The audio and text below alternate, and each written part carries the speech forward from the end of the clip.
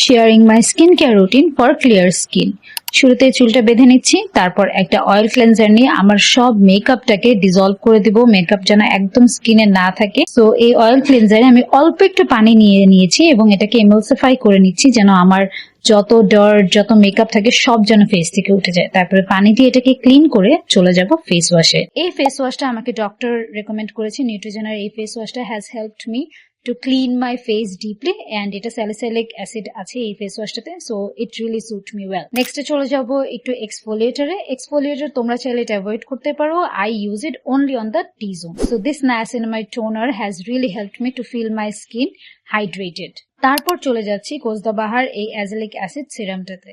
আমার যেহেতু রিসেন্টলি অনেক অ্যাকনি হয়েছিল, আমার স্কিনকে হিল করতে এবং স্কিনটাকে সুদিং ফিল দিতে কিন্তু azelaic acid has helped me a lot. Skin barrier repair এবং স্কিন ইরিটেশন কমাতে ডক্টর অ্যালথিয়া 345 রিলিফ ক্রিমটা কিন্তু আমাকে অনেক অনেক হেল্প করেছে। Last but not the least, আমি একটা lip gel use করে থাকি। It gives a little bit of pinkish glow on the lips. Though I don't have a perfect skin, but we have to do our skincare routine, right? So see you in the next video. Bye.